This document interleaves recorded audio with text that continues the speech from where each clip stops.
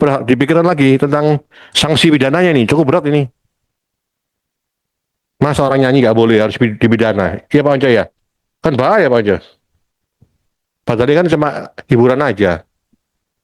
Ini aja sih pertanyaan saya, mohon di apa harus lagi tentang pidana maupun KMK ininya. Terima kasih Pak Pimpinan. Baik, makasih Pak Erik. Makasih masukannya nih. Jadi kalau dalam konsep ini yang mengkolek saya lihat ini tunggal dari KMK. Satu aja. Ya, satu aja yang mengkolek ini. Tapi yang mendistribusi itu LMK.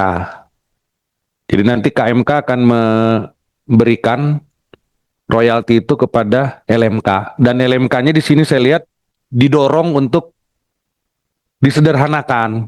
Jadi hanya LMK pencipta satu, misalnya LMK penyanyi satu dan lain sebagainya, LMK pertunjukan juga satu. Kira-kira kan itu ya kalau berdasarkan kajian ini. Tapi nanti kita dengarkan juga dari pengusul. Silakan, ada lagi dari anggota Panja? Pak Ketut. Ya, Silakan Pak Ketut. terima kasih pimpinan, saya hormati anggota panja, pengusul. Ada beberapa hal yang mungkin saya masih belum melihat penajaman. Saya baca, walaupun baru saya baca secara ringkas mengenai usulan RUU ini. Ada pertama adalah ini kan yang dipermasalahkan kemarin itu kan masalah pasal yang lebih tegas terhadap distribusi pembayaran royalti yang begitu berbelit-belit kan seperti itu. Nah, sehingga ini belum ada masukan dari tim ahli. Tim ahli mana saja yang mestinya kami lihat di sini ini masih cukup berapa pasal yang mengatur ini, masih tidak ada suatu perubahan yang signifikan, karena itu yang menjadi keluhan daripada baik pencipta maupun daripada penyanyi kan seperti itu. Kemudian penegasan terhadap teknologi AI itu. Nah ini karena kan ini nanti akan menjadi teknologi yang tentu harus, kemarin beberapa masukan dari beberapa narasumber dan sebagainya, termasuk juga pengusul, ini yang menjadi problem. Karena selama ini kan para pengusaha itu kan menyiasati sekarang tidak akibat kemarin adanya, contoh di Bali aja kan kemarin ada apa itu denda yang begitu besar. Sekarang kafe, restoran itu kan menggunakan teknologi AI. Nah, tapi belum ada juga tadi penegasan dari tim ahli bagaimana ini nantinya biar lebih lebih tegas sehingga betul-betul nanti melindungi daripada pencipta itu sendiri. Termasuk juga peradilan yang lebih cepat juga. Nah, ketika ada problem mengenai ini, itu bagaimana sistem itu cepat dilaksanakan sehingga tidak berbelit-belit. Nah, ini juga tidak disinggung. Nah, sehingga nanti mungkin nanti kita adakan pendalaman lagi terhadap yang menyangkut detailnya. Mungkin ini baru Bapak Tim ahli mungkin karena begitu banyak juga pasalnya, dan ini tadi sudah disampaikan sepertinya sudah membuat undang-undang baru kan seperti itu, sehingga nanti masukan-masukan itu kita berikan dan tentu pendalaman dari tim ahli. Saya kira itu aja pimpinan, terima kasih. Terima kasih Pak Ketut. Masih ada dari Bapak Ibu anggota Panja? Cukup? Baik. Selanjutnya saya persilakan kepada pengusul untuk menyampaikan tanggapan. Siapa? Bu Meli? Silakan. Bismillah, Assalamualaikum warahmatullahi wabarakatuh. Terima kasih pimpinan, terima kasih semua teman-teman di Balek. Saya ingin memberikan apresiasi yang setinggi-tingginya atas kerja perharmonisasian dan penajaman norma, dan apresiasi juga terhadap tim Balek yang telah melakukan konsolidasi terhadap berbagai draft dan masukan serta pembulatan norma secara sistematis. Saya cuma mau menekankan saja yang perlu betul-betul dipikirkan adalah konsistensi regulasi terkait LMK dan KMK. Diperlukan kejelasan bahwa mekanisme itu satu pintu dijalankan secara total. Dan tadi yang Bu Lydia bilang masalah ini perubahan dan pergantian, jika esensi berubah, menurut saya RUU ini sah dijadikan pergantian, tapi kita sepakati secara bersama-sama. Begitupun juga dengan pengaturan digital masih fragmentaris, ketentuan terkait ciptaan digital, platform dan AI, maka perlu penguatan norma digital. Tapi so far sejauh ini sudah sangat baik, ada banyak perubahan-perubahan yang menurut saya akan menjadikan undang-undang yang lebih baik dari undang-undang sebelumnya. Terima kasih. Assalamualaikum warahmatullahi wabarakatuh. Baik. Makasih Bu Meli. Pak Onca ada? Monggo. Terima kasih. Assalamualaikum warahmatullahi wabarakatuh. Yang saya hormati pimpinan, rekan-rekan anggota balik, dan rekan-rekan dari Badan Keahlian. Saya sangat juga sama seperti Mbak Meli mengapresiasi bahwa masalah ini betul-betul diurus lah gitu di sini, benar-benar ditanggapi serius agenda untuk merevisi Undang-Undang Hak Cipta ini. Terima kasih.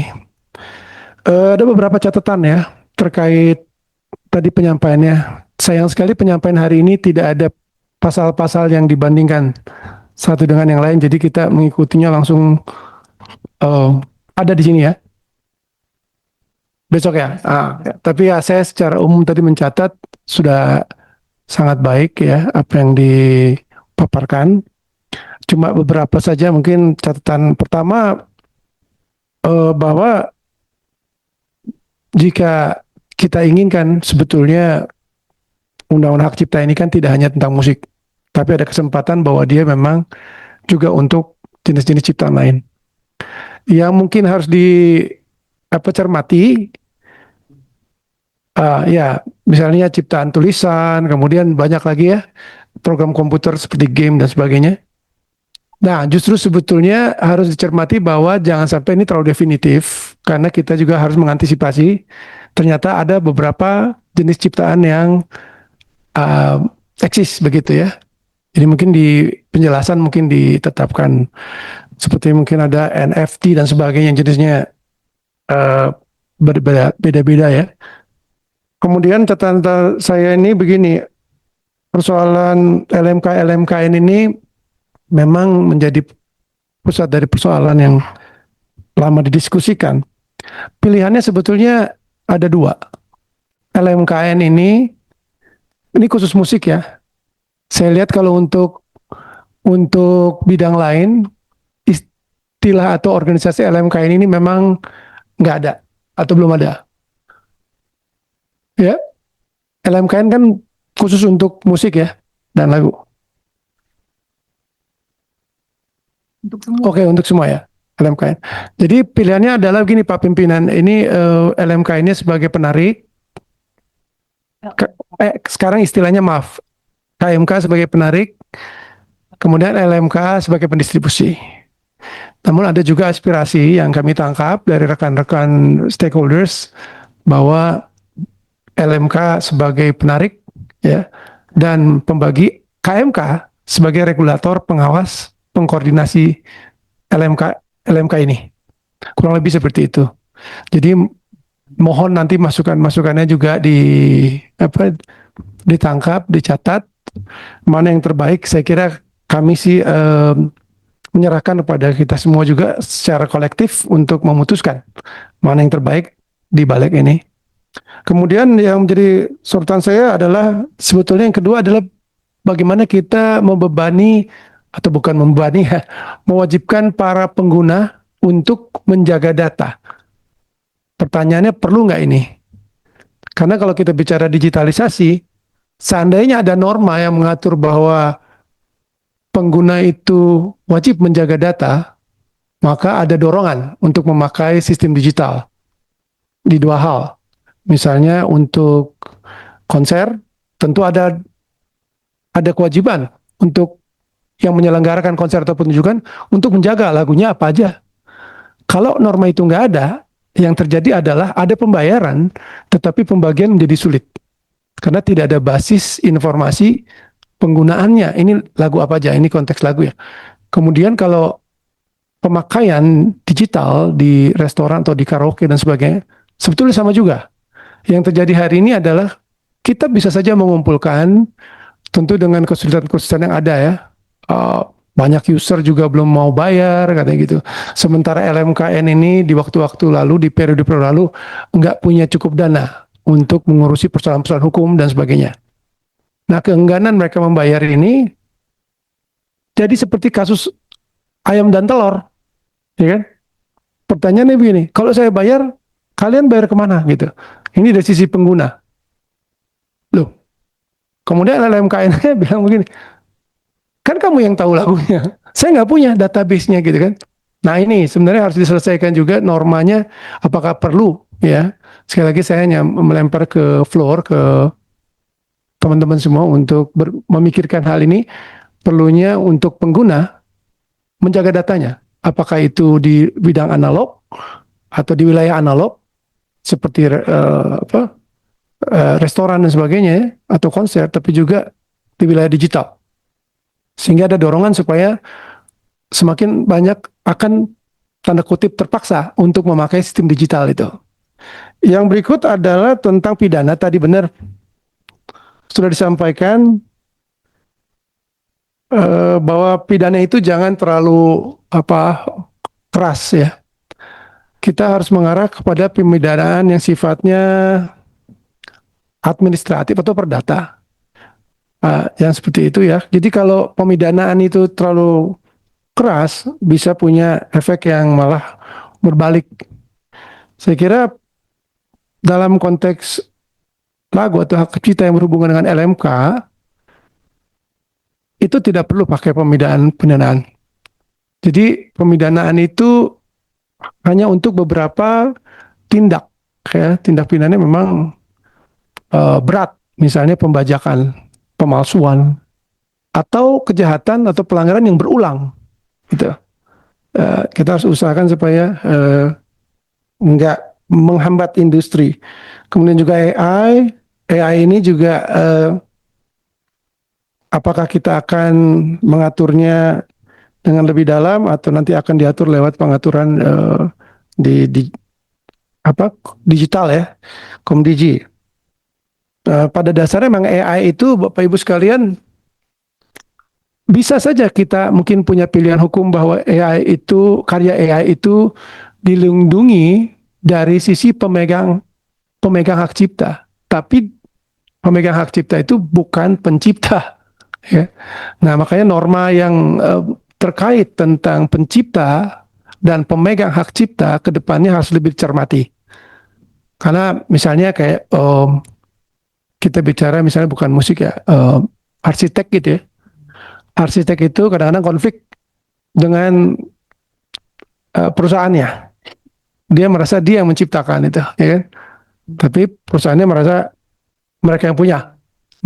Ya. Jadi mungkin ke depan harus lebih cermat itu. Dan yang terakhir mungkin tentang platform digital.